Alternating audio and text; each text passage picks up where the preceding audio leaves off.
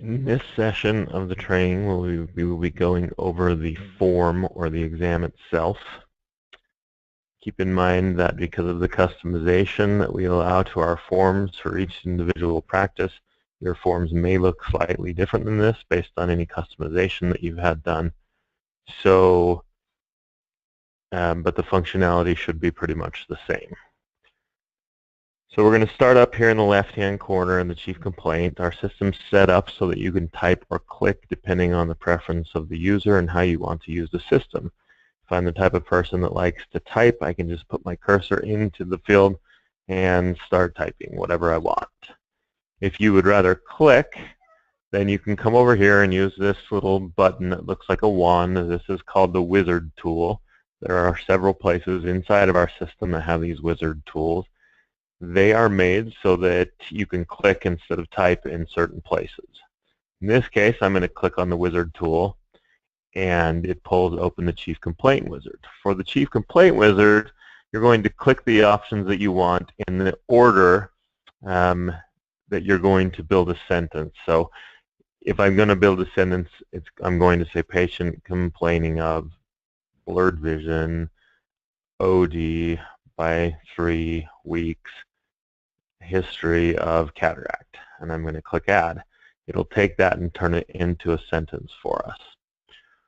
While we're here, I want to point out that our system's menu or our system's lists and drop-down options such as this can be changed by you guys at any time.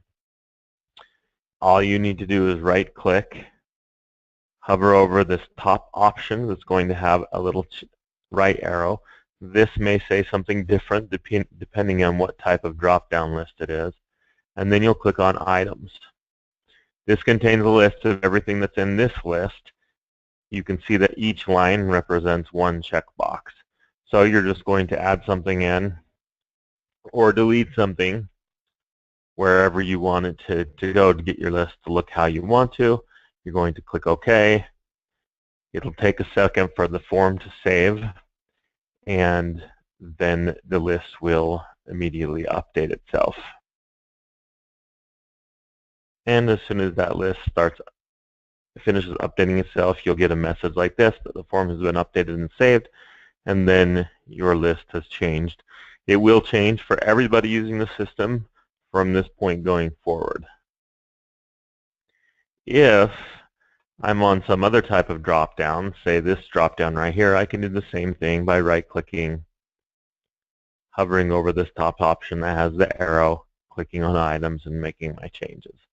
Any place inside of our system that has some sort of list, drop-down, checkbox, here's another example.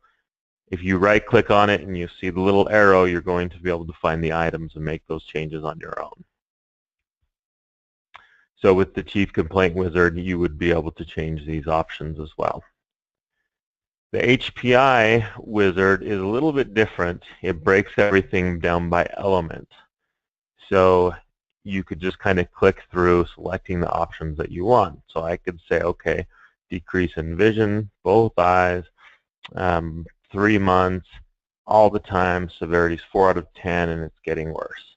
Once I get the things checked that I want, I click the Add button. It turns it into a phrase and places it down here, blanks out all my check boxes so that I can put in another condition if I have it.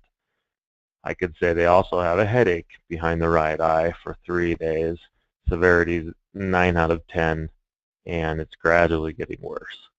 Then I can click Add, and it will put that phrase in. I can keep going like that until I get all the conditions in there that I need. And I could also put my cursor in here and type, change things, whatever I need to do. Once I'm done, I click Done. It'll take that and move it over to here. I can also type in here, put my cursor in here, make changes in this area as well if I need to. These sections are very self-explanatory. You probably know what goes in here, so I'm not going to spend too much time in that. So I just want to point out some of the features. In certain areas, such as when you select how you check the vision, if you haven't filled out the other eye yet, when you fill out this eye and you push your tab key, it will automatically match the other eye as well. Inside of our system, the Enter key on the keyboard really does not do anything. The Tab key is the way that you enter the data in. So I can put in, say I type in 2020 and I push my Tab key, it will take me to the next most logical spot and write that data into the exam. So the Tab key is the key that you want to push after filling in data.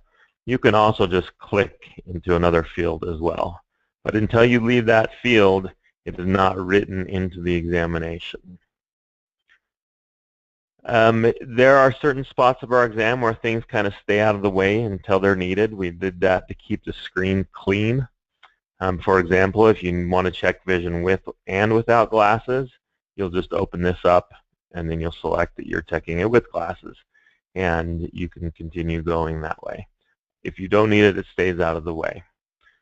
Another area where we've built in some efficiency tools is with the pressure. If you type in a pressure and push your Tab key, it'll automatically default to whatever we've set to be your default method of checking tonometry. So in this case, it was non-contact. It puts the time in automatically, selects non-contact, saves you a few seconds in there. Same with dilation. We'll program it to default to your typical dilation drops so that you can push the button. It will select OU, put the time in automatically, select whichever drops you use as your default drops. If you happen to do something different that time, you can just change it. If I only dilate the right eye and I also put in phenylephrine, I can make that change here. You'll see that pretty much every section has note boxes just in case you need to write anything about those measurements. Inside this section, there's a normal button that you can push that will put quote-unquote normal values in there. Sometimes it's faster to click the normal button and then go back and change the one or two things that may be a little bit different.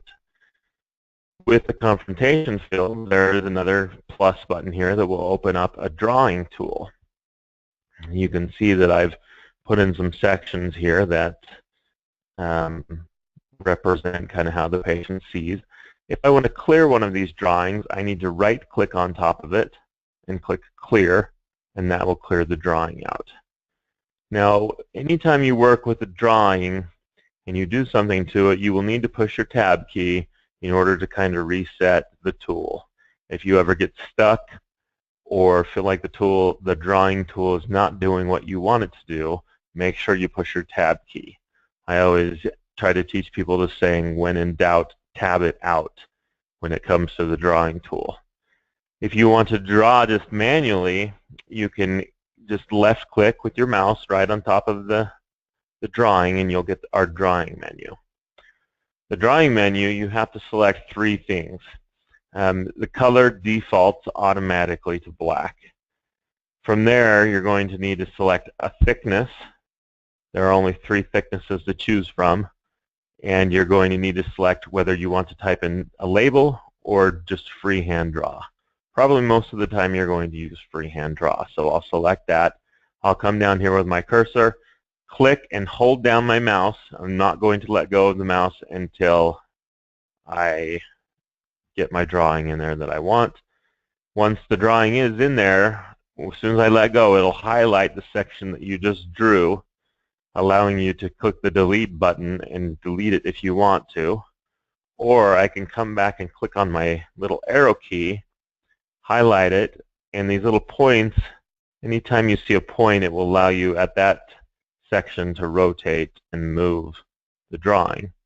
If I have multiple points inside of there, I can click on any one point and kind of move just that section. So that's how the drawing tool works. You're able to use that drawing tool in several places inside the exam, and it will always use the same drawing menu here. Now in this particular case, we've built in a few drawing macros that will allow you to fill in entire sections at the same time. So in this case, if in that left eye they have a superior temporal defect or whatever, you can just click the button and it'll put in, fill in the entire area for you. You could just click the minus button when you're done to move that away. Down here, there are a couple areas of the examination that stay out of the way until they're actually needed. Both of these represent some of those sections. If I click on this plus button, it will open up this section over here on the right-hand side. Again, because of the customization we do, your section here might look slightly different, or it may look a lot different than this. But again, it's just areas where you can document this stuff and put it in, and click Done when you're done. One of the things that happens with that is it turns this label red after you've gone in and made a change in there, letting you know that something inside this section has been done today. With this non-exam information, this is a place where you can document things that you want to document about the patient that do not show up in the narrative or the written section of the exam. So if I click this button, it will pull up my non-exam information. This peach section is what we call static, meaning that it's going to carry forward from visit to visit. All this stuff is stuff that I put in the past during prior visits. If I want to add something new to today's exam, then I would click up here in the white area and type in what I want to add today. Click the Add button.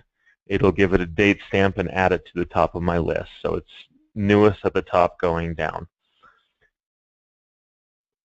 Because this stuff is static, as soon as I opened this exam, this label right here was red, telling me that there was information saved in there from last time.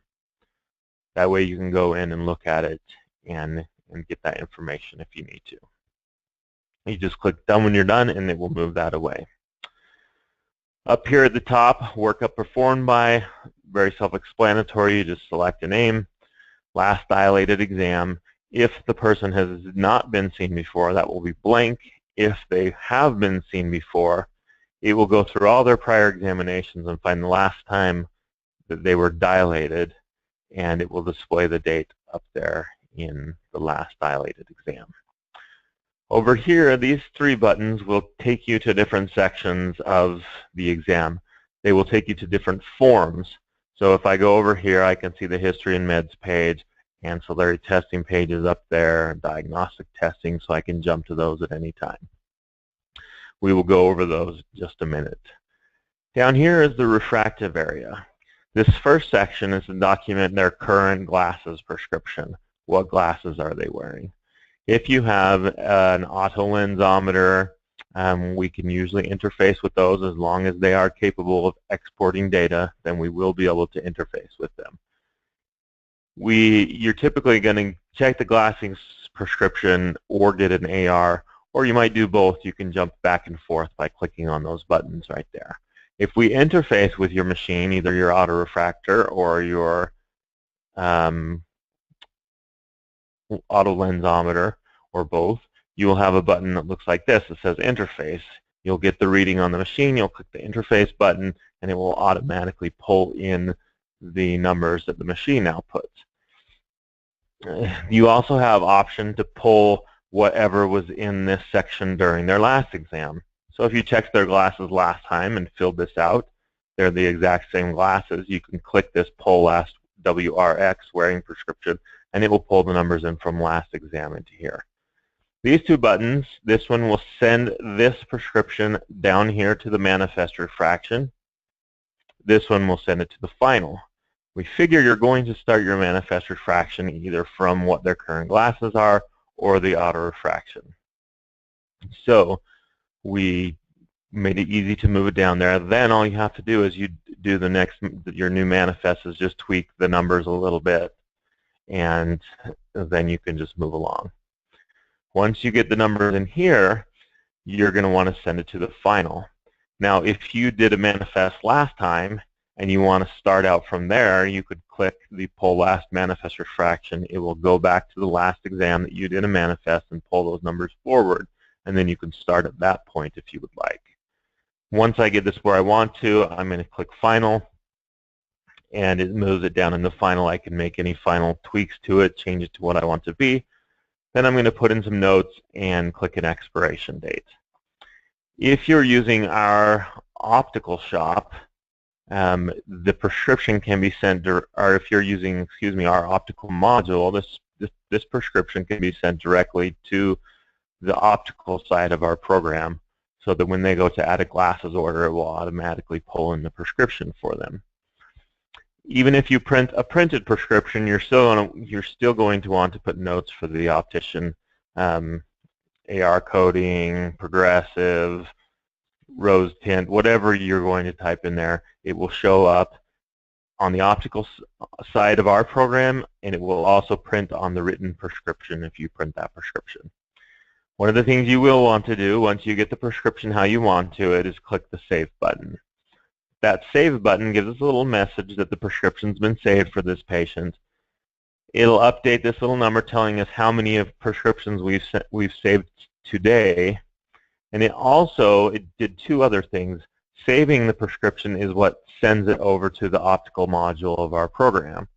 Also saving the prescription will save a history of that prescription for our benefit here inside the EHR. For example, if I want to see a complete history of this patient's final prescriptions that I've saved for him, I can click Load, and it will open up his complete history. I use this patient a lot, so he has a lot of prescriptions, and I can just kind of go through those and see what those prescriptions are if I need to, and see that history. I can also, if I want to, maybe you have a patient that says, you've prescribed these glasses, I really can't get used to this prescription. I'd rather have my same prescription that I had last year because I really only wanted to get new frames. Well, you could go back to last year, double click on that exam or that prescription. It will pull those numbers into our area today. You can make any tweaks, assign it a new expiration date, and click the Save button again, and it will save that prescription, also send it to the optical if you're using it. If I wanted to do multiple prescriptions, like maybe I wanted to tweak the numbers and then do a computer bifocal or something like that, then I could change this to computer bifocal, and I'd click the Save button again. I'd get the message that it's saved again, and now I've saved 2 prescriptions today, which both will show up in the patient's history, and both will be sent over to the optical side. It's going to display here the most recent prescription that you've saved. If you want to switch, you can click your Load button and double click on the other prescription, and it will switch over to that other prescription. You can print the prescription by clicking the Print button, and it will generate a printed prescription in a Word document, in a Word merge document, which can then be printed and can also, as we talked about in the attachments section, can be saved to the attachments. The New button here, all it does is blanks everything out so that you can start a new prescription if you want to start from scratch. This plus button down at the bottom opens up an additional page called Additional Refractive, which will give you more refractive options. For example, we have 2 different auto refractions. You can check up to 3 pairs of glasses, keratometries, several different types of manifest refractions.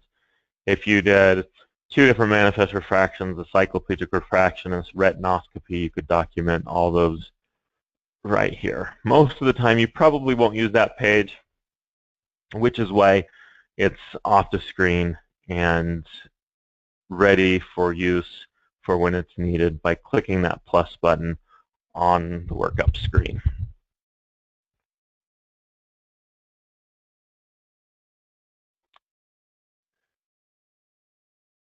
Then you'll come over and click on the History and Meds icon, which will take you to the History and Meds page.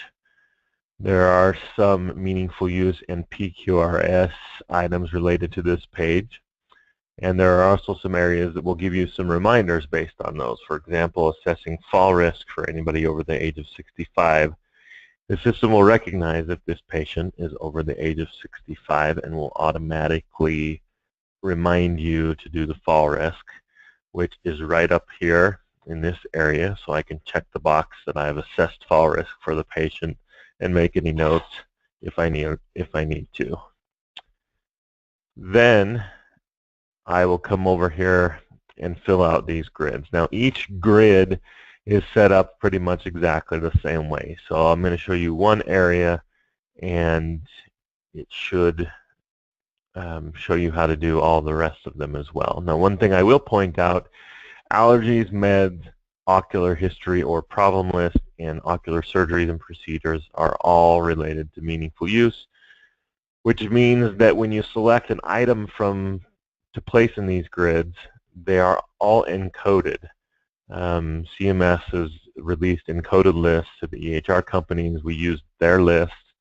They're not lists that we can change or update unless we get an update from CMS.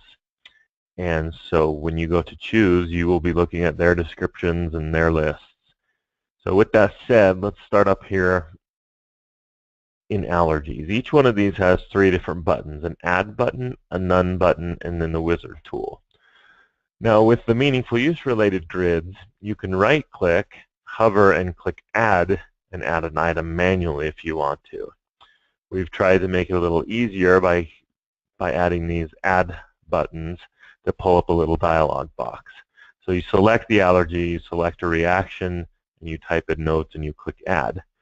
Now in the allergy area, you do not want to stop, or you do not want to start typing here.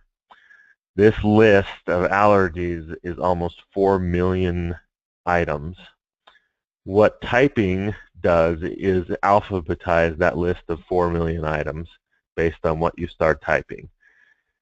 So every single character you type, it's changing the list dynamically or as you go.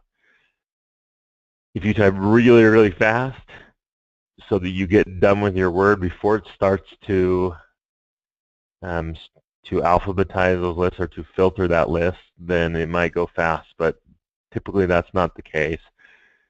So you do not want to type here. It will take 20 to 30 seconds for your list to alphabetize. And instead of typing, what you want to do is click on the flashlight. The flashlight pulls up a different type of search box. So what you could do when you get here is start typing. This search works a little bit different way. A lot of times you will end up with more than one of the exact same thing. So for example, you might type in codeine and you might find multiple different options of the exact same thing. We have no idea why there are multiple of the same thing. Again, this is the government list that they provided to us along with every other EHR company. But because we all have the same lists, it doesn't really matter which one of these you choose. The whole purpose of this encoding system was for EHR systems to be able to easily send data back and forth between each other. So if our system got a file from another doctor that said, okay, here's the code for their allergy, it would come to this table and it would say, okay, this code is codeine. So it doesn't matter if you use this one or this one, it's still going to match it up with codeine. So again, you can just type in an allergy and highlight it, click OK.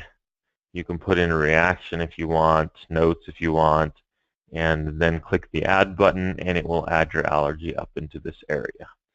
Now, one of the things you can do is once you've opened up this Add button is that you can set up what are called favorites. If I click on the flashlight and I search for the drug that I want, so that environmental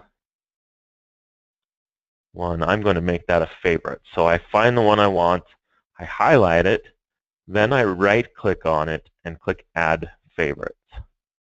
Now, once it's a favorite, I can always come over here and click on Favorites to see just my favorites. So you could see I have a bunch of favorites set up already. There's the one that I just barely added. If you want to remove a favorite from the list, just come to the favorites, right-click on it, and click Delete Favorite, and it will remove it from our favorites list. So now, once this is open, I can just click here, click my favorites, and then only see my favorites. Right? So I can keep putting allergy reaction notes, add allergy reaction notes, add until I'm done, and then click the Done button. Now, one of the things that we've done to make it a little easier is to set up a way to make those favorites be of even more use. So we've set up the little wizard tool. So you can, once you've set up your favorites, you can click the wizard tool and it will show all your favorites. In this case, you can select as many as you want and then click Add. It will ask you if you want to enter a reaction or notes for any of these. If you click yes, it will go through them one at a time. If you click no, it will automatically just add all of them to your list. If it finds one that you've selected that's already in there, it will skip that one. Right? So we have the Add tool. Again, I want to reiterate, don't start typing right here. You're going to want to click the Search tool. And then we have the None button. Now the None button just puts in none for each of these sections, and it might say something different depending on what it is that which section we're in or which grid. And then we have the Wizard tool for each one. Now the Wizard tool for the review of systems looks a little bit different. It breaks it down by section. So in this case, you can click. Then you could click normal if you wanted to. It leaves alone what I already have, sets everything to patient denies. Then you can click Done. You could fill it out straight from here if you wanted to without the Wizard tool. Now, one of the things I want to point out is the grids that are not related to meaningful use all have this little minus button next under the grid. That minus button is how you remove an item from the grid. So if you click on no relevant family history and click the minus, you can click OK and it will remove it. The meaningful use related ones do not have that. So in order to remove something from those grids, you're going to have to right click on the grid on the line, hover over the top option and click delete, and then that will delete that specific line. One other difference between the non-meaningful use related ones, which are these two and this one, is how you set up the favorites or how you set up that wizard tool. With these ones, you actually go into here, click here, and then set up your favorites how I showed you before. With these ones, the way you're going to set up your favorites is you're just going to click on the wizard tool, right-click on the list, and until you get to items, and you'll update it like you do any other list or drop down inside of our system. So again, that's family history, med history, and surgical history. That's how you set up the favorites. With smoking status, there's also a SNOMED code, which is one of the encoded meaningful use things that is here. Right now it says unknown. I need to select from my drop-down. Don't change this drop-down. You need to leave the wording exactly how it is. This is a meaningful use related. This is the list the government supplied. If you select that they are a smoker, it's going to remind you to not to forget to discuss smoking cessation with them. That's a PQRS measure. Once you do, check the box to give yourself credit for that. Alcohol status works the same way. It's not related to meaningful use, but it has the same boxes in case you need them. This information you just fill out, and vitals are here if you need them. They kind of stay out of the way because most eye doctors don't use them, but if you need to use them, just click on the vitals button and click Done when you're done to move them out of the way. Now, if a technician or a workup person is performing this test, they'll just click on the reviewed date. And that way, when they go back to the workup, or whoever opens up the workup, it'll say right here who the person or the date of the last time it was reviewed.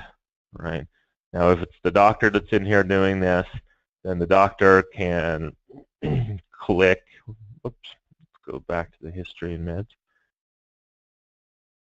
Now the doctor can click on this button, which will update the date and also put the doctor's signature in this area. Again, the doctor needs to make sure that they're the one logged in up here in the upper right, so that it will know which doctor it is. One thing that I will point out is this co-managed surgery area. The nice thing about this is if you're co-managing a cataract surgery with somebody and they do the surgery and they come back to you, then you can click on this and put the date of the surgery in. As soon as you leave this field or push your tab key, it will automatically add that as a procedure. You can put in the other date and we'll add that as a procedure or surgery in this patient's history as well. The reason we did this is because you can use, as a PQRS measure, there's a measure that says the patient got 20/40 vision within 90 days of surgery. The only way that we can track that is by knowing when the surgery date was. So we tried to make it a little easier to get that information into the system so the system can track that. All right, from here I'm going to go back to the workup page.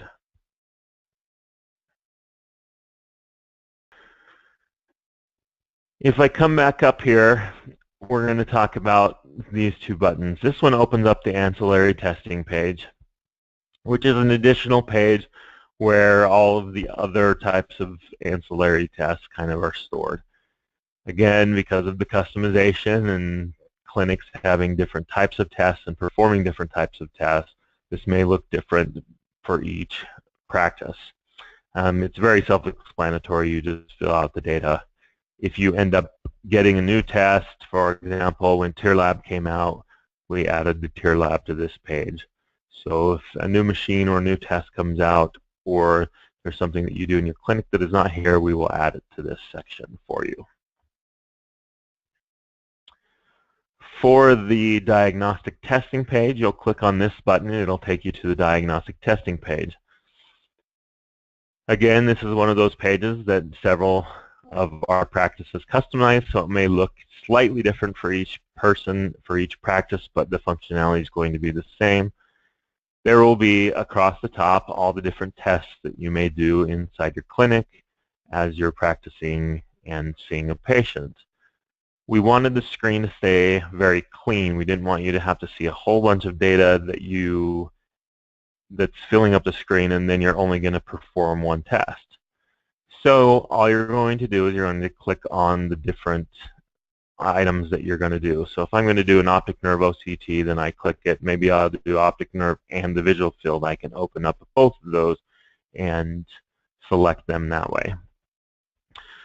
Once the test is open that you want, you're going to, the person performing the test is going to select what type of test they did, which eye they did, and then they're going, depending, each machine's different.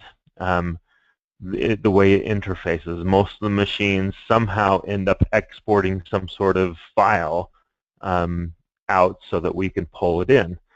Most machines export a PDF. Fundus cameras and photos or machines export a JPEG, usually a photo file.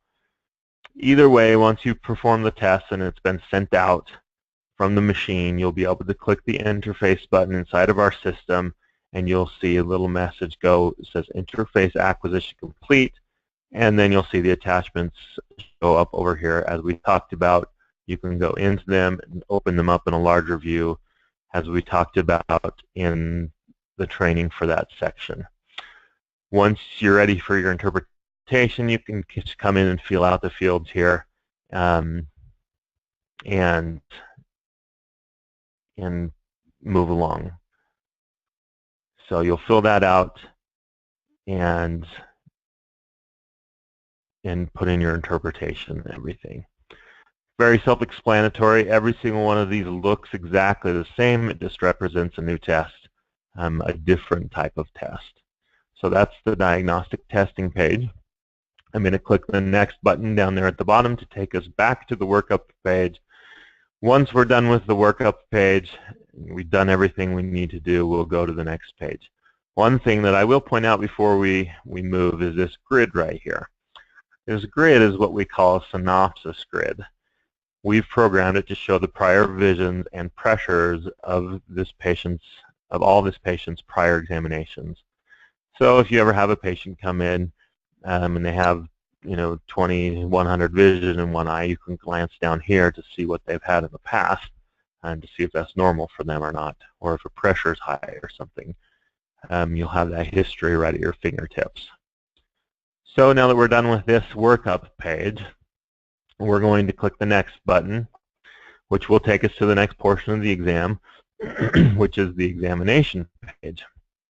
The examination page includes our slit lamp exam, gonioscopy, maybe an additional exophthalmoscopy for some people if we've added that in for you. I'm going to explain how this section works and the different options you have of getting data in. Here you can come in and you can type something if you'd like. Again, typing or clicking is the preference, or depending on the preference of the user. Each one of the items in our drop-down list are linked to an ICD-10 code. If you, on your own, make any changes to these lists by right-clicking and clicking items, if you want those changes and new items that you add to be linked to an ICD-10 code, you will need to email your EHR specialist with the item that you added and with the ICD-10 code that you want it linked to. We can go in the background and link those up. So you can come through and you can select from the options here. You can select multiple things in the same menu items here, and you can just come through and fill that out. Right. There are buttons here in the middle that will send things to the other side. You can send one thing at a time with these smaller buttons, or you can send the entire eye with these larger buttons to the other side. The clear button, there's one for each side that will clear that side. We have a normal button that you can click that will place normal, unquote, quote unquote, normal values in there. There's a last findings that will pull the last findings from the last exam. Again, when we talk about visit cloning, you're going to want to go into each one of these and document and update those for what you see today. But some doctors like to click that so they can see before they start their exam what they saw last time, so that they can make sure they double check anything they may need to double check this for this visit. Each one of these squares down here is a drawing. If I click on it, it will blow it up into a little bit larger view that makes it a little easier to draw. I click the Done button when I'm done. There's an anterior segment 1, a fundus, and an optic nerve. Now, again, I said that all the drawing tool, no matter where you use it inside of our system, uses the same drawing menu. We actually have two different drawing menus. This drawing menu is what we call the simple drawing menu. We have a little bit more advanced drawing menu that you can use if you would like to. All you do is once this drawing menu is open, you can right-click anywhere in this area up here, and you'll get a little button that says Toggle. If you click that toggle button, it will switch to the more in-depth drawing menu. Because you switched on the fly, we're missing one section of this drawing tool, which we call the stamps. In order to get the stamps to show up, and this only happens when you switch during the middle of the drawing, if you switch between the simple and the in-depth drawing tool, you're going to have to push your tab key to reset the tool and then click one more time, and it will reset those menu options. With this in-depth drawing, you can do things like add shapes, change foreground and background colors. You can move one shape in front of the other using these and so forth. You can so you can use that in-depth drawing tool if you'd like to. One of the other options we have here is you can use our stamps. Now, each one of these stamps, if you hover over the top of them, you'll see that they each have a little label. That one's vitreous opacities. That one's small vitreous opacities. Even though these have a label, you do not have to use them for what they say. If this stamp right here that says retinal edema with the black ring, if that looks like a sty to you, then come up here and use it on your add an exit drawing and call that a sty. You can put a label on it if you want to, but that's how the drawing tool works with the stamps. So you can use the simple drawing tool, or the more in-depth drawing tool. Once you switch drawing menus here, it will continue to use the same drawing menu for the user who switched it until that user switches it to the other drawing menu, and then it will continue to use that one. So essentially, it remembers your preference from last time and continues to use that same tool. You have the option to open up a gonioscopy here. This page is very self-explanatory. You just fill out the menu options, and you move over here into your impression plan, and you're done. If you come back to the exam page and you finish your exam, the posterior examination works pretty much exactly the same as the anterior segment, and you just fill out the items. One of the things that I want to point out is how I mentioned that each drop-down item is linked to an ICD-10 code. So I'll show you how that works. If you select an option from one of the menus, when you're done filling out your exam, you can click this potential diagnosis button right here, and it will go into this potential diagnosis area. The potential diagnosis area essentially looks through our examination, and based on what we've done in the exam, it will recommend some possible codes that you can use based on your findings that you put in. So up here, it's looking through our slit lamp exam and through our refraction. So based on our slit lamp exam, it's recommending, because we put an NS cataract in just in the right eye, it's recommending the code for that. It's also looking through our refraction numbers, and based on the numbers it saw, it's recommending one of these 3 codes. Or you could use them all, I guess, if you wanted to. Then it's going back to our diagnostic testing page, and based on our indications and possibly also the interpretation of the test, it's saying you may want to use one of these codes as well.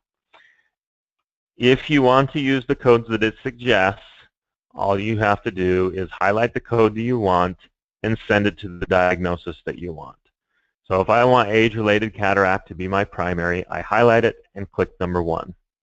Then maybe I want mild POAG or visual field defect to be my number 2, and I want myopia to be my tertiary.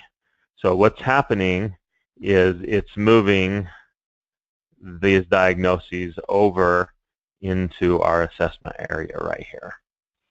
If you happen to type something over here without using the drop-down menu and the system didn't recognize a code for it, what you can do is you can come down and click on this ICD-10 button. It's going to take you to a different menu with several categories.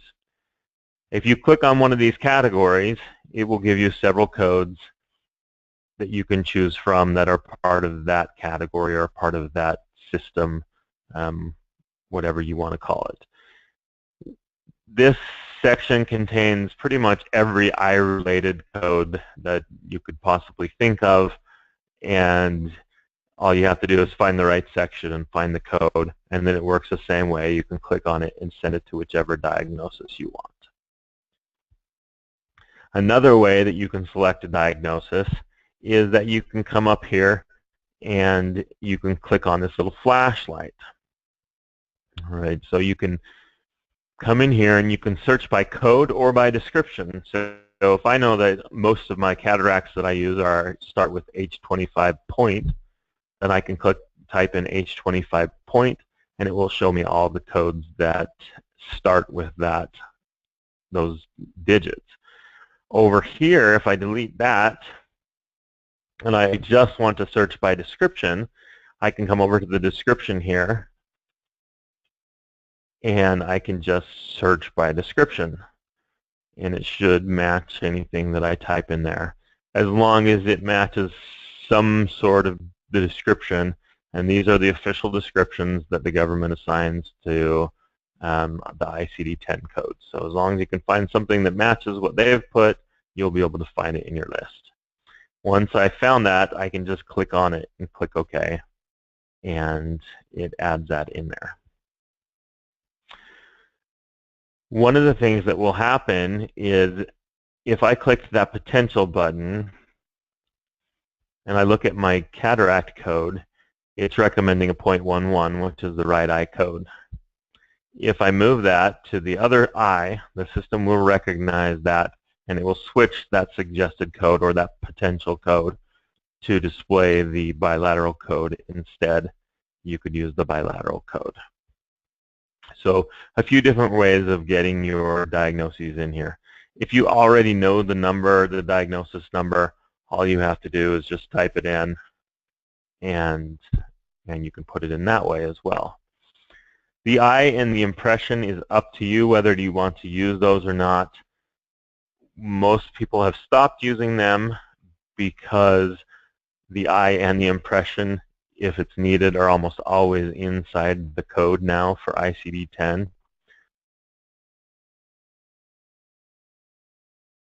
And then once you get your diagnosis in there, you're ready to come down here to this assessment portion. Now, a lot of people refer to this as problem-oriented type charting, meaning that this specific box right here is directly related to this diagnosis, and this one is related to the secondary diagnosis, and so forth. So any assessment about that diagnosis, anything you did inside the exam for that diagnosis, any plan for that diagnosis, you would put in this box, and so forth, respectively, to each diagnosis. Now you'll notice these. Now you'll notice these groups of buttons right here, right underneath the diagnoses. These are what we call quick plan buttons. They're set up kind of like macros where you guys can program them to include different types of paragraphs or sentences or whatever wording you want to have, and they'll automatically put those wordings or those sentences into the dialog box here. So you can see that they repeat themselves for each diagnosis. So if I use the refractive category for this button, it will put it into this box. If I use it down here, it'll put it into this box. But the quick plans that are set for each category are going to be exactly the same no matter which one of those I click on. The only reason they repeat themselves is so you can do it in each individual diagnosis box here. So one of the things you'll need to do is to set these up, these quick plans. They're going to be the same for everybody who uses the system. The way that you're going to set them up is to come down here and click on Edit Quick Plans. Click on the orange icon next to the label that says Edit Quick Plans. What that's going to do is it's going to add on a new page and take you there, and this is where the setup happens. It'll show you the category titles here. If you haven't set any up, they're all going to say unused. And then the button titles. You can have 7 different categories, and inside each category you can contain up to 8 different quick plans. So you can see I have some set up already, but some of these are still unused. So if I want to add a new category, I can go to one of the unused, or I can go to one that I've already set up and change the name of it or something like that. I can click on the unused, and I'll get this dialog screen. I need to give the category a title and pay attention to the label that it should fit inside this category title or area, or it's not going to fit on the button's surface area there. You do not want to use special characters such as forward slashes or backslashes or and signs, star signs, that type of thing when you make these buttons. So go ahead and give it a title, and then you have 8 different buttons you can use. So just label the button whatever you want to, and then just type in here whatever you want it to say. So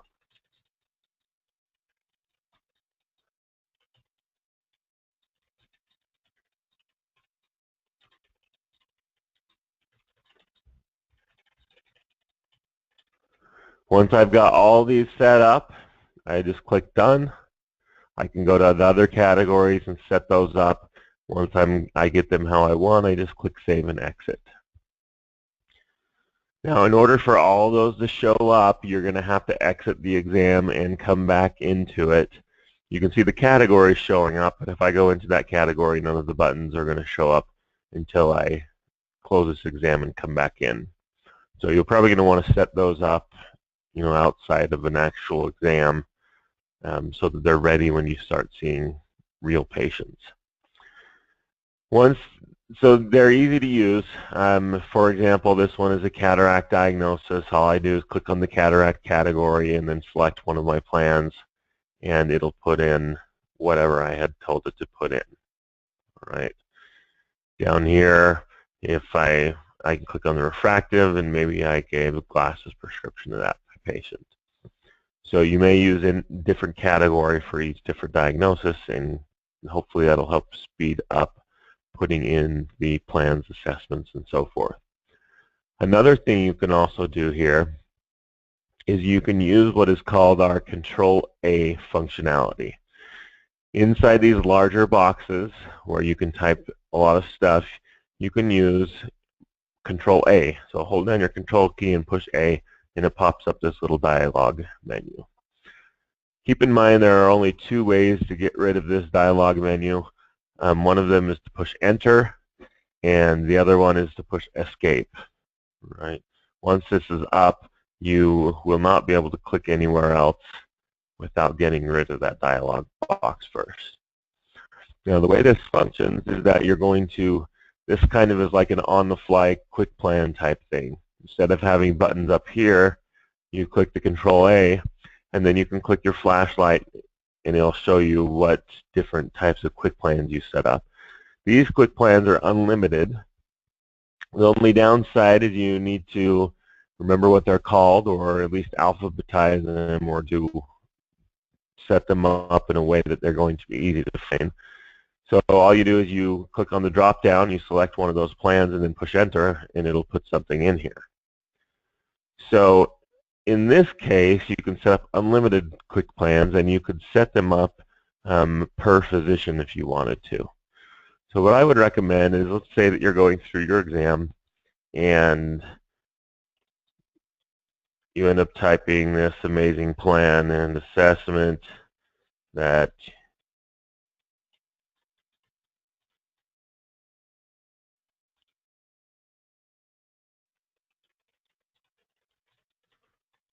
you're going to use in the future.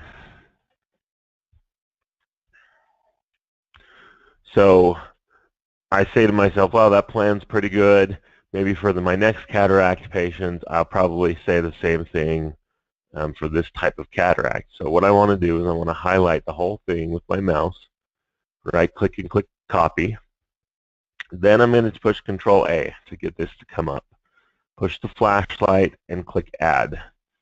Now, the title here, the keyword, that is literally the key to finding that plan. So if you're going to, if several different physicians are going to have their own, what I recommend is starting the keyword with that doctor's last name or initials or however you guys want to do it. So I'm logged in as Dr. James. So I would probably put James, and then I would put cataract. All right. So that way, when I go in to use one of these plans, I can type in a J or JAM, and then push the drop down, and it will show me only the quick plans for Dr. James. So that's kind of how that works. Now, once I select a quick plan that I want to use, I'm just going to push Enter, and it will go ahead and put it in. So I can use that on any of these. So Control-A, type in James, push Enter, And actually, I didn't end up putting a quick plan in there, so let's go back in and edit that. I need to paste in here what I actually wanted to say, and then I'll click OK. Now I push enter, and it puts in the text. So I can do it down here as well if I wanted to. So that's how the Control A functionality works. You can use that as well along with quick plan buttons. Down here is where you'd put in your follow-up. You self-explanatory, just fill out the button or fill out the drop-down menus. You can click the little macro buttons if you want to that we've set up. Little icon right here will actually show you kind of an overview of the patient's appointment history. So right now it's set to only show me their future appointments. If I click on View Appointment History, it will show me all their prior appointments as well. It shows the disposition as well, so if I'm actually doing this correctly, it will show if they checked in or if they no-showed or rescheduled or whatever. Down here, it will show if they have a recall in the system. You can actually put in a recall by right-clicking and clicking Add to put in a recall from here. So let's say a patient you see comes in for like a foreign body, and you see them and you want to see how close they are to their annual exam. So you can just click that and see if they have a recall or see if they have an appointment. So I would say, okay, this guy already has a recall in for May, so I just tell the patient you'll get a postcard to remind you in a few months for your annual exam. Down here for patient education, this is one of the old meaningful use and PQRS measures. You can just check the box when you provide patient education. We do have the ability to store patient education inside of our system. This icon right here launches that patient education system. As you can see right here, I only have 2 pieces of patient education in my system right now, a cataract handout and a glaucoma handout. So I need to decide which of these, or if I want to do them both, I can, that I want to give to the patient. All I have to do is double click on the ones that I want to give to the patient. It will move anything that I double click over to this right hand side under the documents to be printed.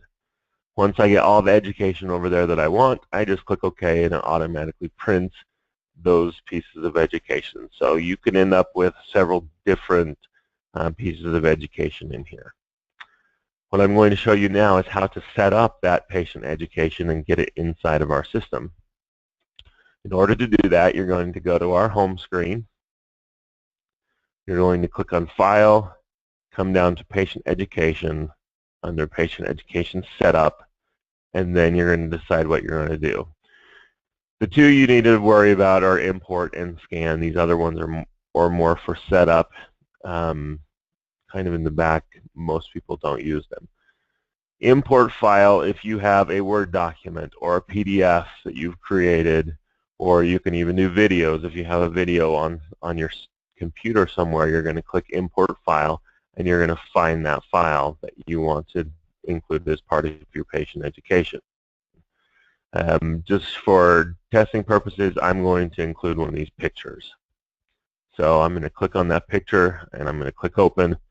Then a description, I'm going to say, I'll call this a retinal tear handout. Now, again, kind of similar to those Control A functionalities, in order to make things easy to find, you're probably going to want to label them in a way that's going to help you out. So, for example, when you get inside the patient education system, it's going to alphabetize these. So you're going to want to label them in a way to group them. So if you have more than one retina handout, I probably want to label it something like this. So I might want to give it a kind of a category label and then call it a retinal tear. Maybe I'm going to leave out the word handout. And then if I also have one, maybe I have one called, let's call it AMD, the category, and then I'm going to call this wet AMD. And then I'll save it. Maybe I have another one that I call using the AMSLR, and then maybe I have another. That way, when you go to use that patient education, it's going to group all those AMD ones together because it's alphabetizing them. So I'll just put it back in a label here, and we'll click OK. And that's all there is to setting it up. Now, you also have the option of scanning. So if you click on scan, it will automatically launch your scanning software that runs with the scanner that's connected to that computer, and it will scan whatever you put in straight into the patient education system. So now when I go back and I click the patient education button, now I have a third piece of patient education called AMD, wet AMD. So that is how the setup for the patient education works. Down here under the patient management, this is how you document what different physicians your patient may be seeing and generate letters to send to those physicians. So this top one is for if the patient was referred to you, you would put the name of the doctor that referred them into here. These are actually linked to the practice management side of the system. So if the people who are scheduling appointments are keeping a database of physicians that you guys commonly work with, those physicians should already be inside the system with their names, addresses, a lot of other information you can store here if you want to. But this is where that database is of the physicians that you work with. Now let's say that you happen to type something in here that wasn't part of that database. It's going to give you a message that says it does not exist and allow you to add it. Now, when you are sitting in front of a patient and you run into a doctor that's not in your database, you don't want to take the time to go look up addresses and phone numbers and that kind of stuff. So you're going to put a bare bones information in here for a new physician. So what I'm going to do is I'm going to type here, and I'll say, yes, I do want to add this doctor. So once I get in here, the bare bones, the first and last name. So all I'm going to do is we'll call him Dr. Who, and I'm going to click OK. So I'm going to click Cancel now. I didn't actually select that doctor as the doctor I'm going to use. Go through the errors here. Now, Dr. Who should be one of my doctors in this list that I can use. And then later on, you can go through and find the doctor's ad and edit that doctor and then put in contact information, addresses, and stuff like that. For the address to pull into the letters, you will always want to put the address on this contact side, not in the physical address. So the contact address is what pulls into the letter word merges. And so primary care physician goes here, co-managing physician goes here, and if you are referring out to another doctor, the name of that doctor would go right here. Now, if you see the patient and you see something suspicious for diabetes, so you want them to go and see their primary care physician, you're telling them to go see their primary care, so put their primary care doctor in the primary care, not in the referred to. The referred to would be said for things like if you're referring them to a glaucoma specialist or a retina specialist or some other doctor that they're not already seeing regularly. Once you get the doctor's name in there, if you want to generate a letter to the doctor, you're going to click on the buttons over here. So the referred by letter will go to this doctor. The PC and diabetes letters will go to this doctor, and so forth. So it automatically pulls in their names and their addresses. The letters themselves you can play around with. They can be modified and customized by your EHR specialist. The easiest way to do it is to launch the letter. You'll see it merge the sections of the exam that we've told it to. And then you can edit it and send it to your EHR specialist, and they can incorporate the changes you want into this. For meaningful use purposes and tracking purposes as well, if you want to generate reports, you're going to want to select, when you actually send that letter, click the button that says letter. Referral report received is a meaningful use item when it's specifically linked to the referred to. So when you refer a patient out to another setting or another physician, you're supposed to send some sort of summary of care. You can send it electronically if you'd like, but once you send it, you check that you sent a letter to that other physician. There's a PQRS measure called closing the loop that has to do with referring a patient out. When you refer a patient out, you send a letter to that doctor. Eventually, that doctor is supposed to send a report back to you telling you that they saw your patient and such happened. This is what I did. When you get that letter back, you're going to want to come back into the same exam that you referred the patient out from. So I'll go ahead and select a doctor here. Come back to the exam that you referred the patient out of, and you'll scan the letter into the attachments area and come and select this referral report received. Now the system knows you referred the doctor out to Dr. Who, you sent a letter to Dr. Who, or excuse me, new doctor, and then you got a letter back later from that doctor with the referral report. It's called closing the loop. The next section of the exam, once you've filled out your examination page, we'll click the next button and it'll take us to the charge slip page. This is essentially like a super bill. It's electronic, it's virtual, everything's done from this page. This section over here is reference section. It'll show you the patient's coverage information if they have a copay. Down here we'll suggest a code based on what you did during the examination. If you want to see how you did, you can look down in here. It gives you a little label system over here telling you how many of these you need for each type of exam. So we did great in HPI, and some of these we were a little low on because we didn't fill out the entire areas. If I were to go back to the exam and fill those out, it would update these, and then it would give us a higher code here for us to use. For the E&M code, you do have to choose how many diagnosis and options there were, the complexity and the risk to get this to update correctly. Now, if I want to use one of these suggested codes, all I have to do is click this little grid button with the plus, and it'll place that code up into my charge grid. The charge grid is essentially the virtual super bill. So anything that I put in here, I'm going to send that all over to my billing people, and they will post the charges.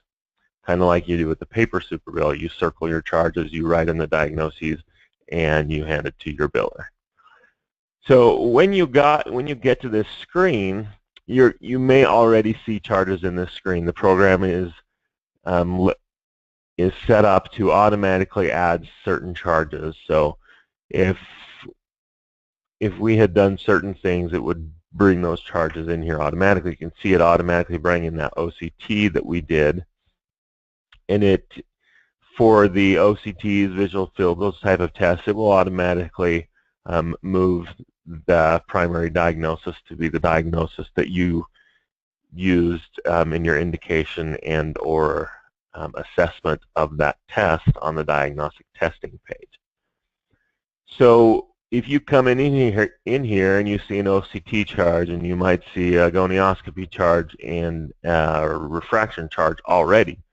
So all you should have to choose is an exam charge. So if you want to remove one of these charges, say that I decide I don't like that charge, I'm just going to highlight it and click the minus button, click OK on that, and it'll remove it.